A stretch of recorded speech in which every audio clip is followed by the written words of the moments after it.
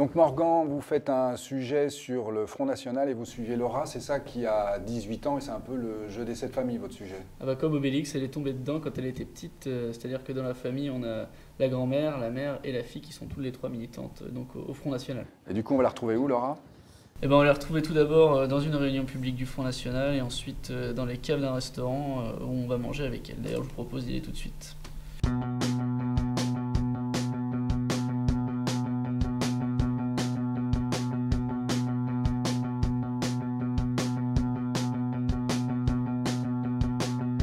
Pour le 12 décembre, on a au minimum une trentaine de jeunes. Il y a les mecs de Bordeaux qui débarquent, les mecs du Nord, les mecs de Paris. Génial. Ça va faire une belle fête. Alors, on l'a emmené dans les couffins, on l'a emmené dans la poussette, dans les landaux. Elle a été bercée là-dedans. Ah oui, Hein, Laura, c'est vrai, c'est pas faux. c'est bien.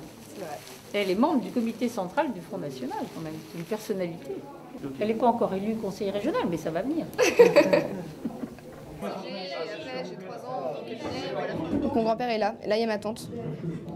Ici on me voit moi, à l'âge de 5 ans, à l'occasion d'un meeting en 95 avec Le Pen et derrière le bureau politique de l'époque. Voilà, donc Laura avec un autre baiser, affectueusement Jean-Marie Le Pen. Et justement, à cette époque-là, comme on chantait la Marseillaise après chaque meeting, elle avait appris la Marseillaise et à l'école, ses professeurs m'ont appelé et ils m'ont dit Madame Lusso, est-ce que vous savez que Laura, pendant la récréation, elle apprend la Marseillaise à ses petits amis? Et ça n'a pas tellement plu au professeur, évidemment.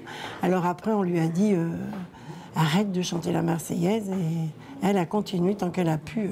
Voilà. D'ailleurs c'est une honte, je vois pas en quoi apprendre la Marseillaise à des enfants, c'est grave. Et voilà. Alors sur cette photo-là, c'est les BBR de 2006, ça veut dire bleu, blanc, rouge. Et il y avait eu un tournoi de baby-foot d'organiser.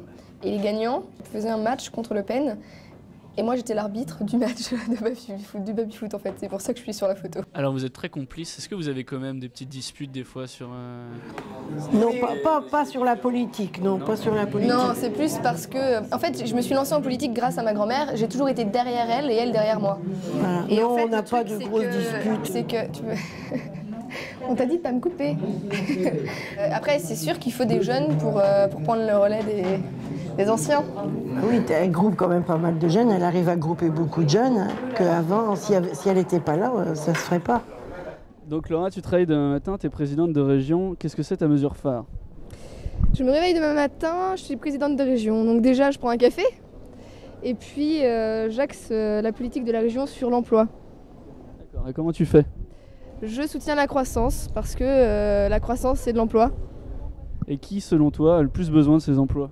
Les jeunes, c'est les jeunes qui ont le plus besoin d'être soutenus parce que quand on a 10% de chômage chez les Français, c'est 20% des jeunes qui sont touchés par le chômage.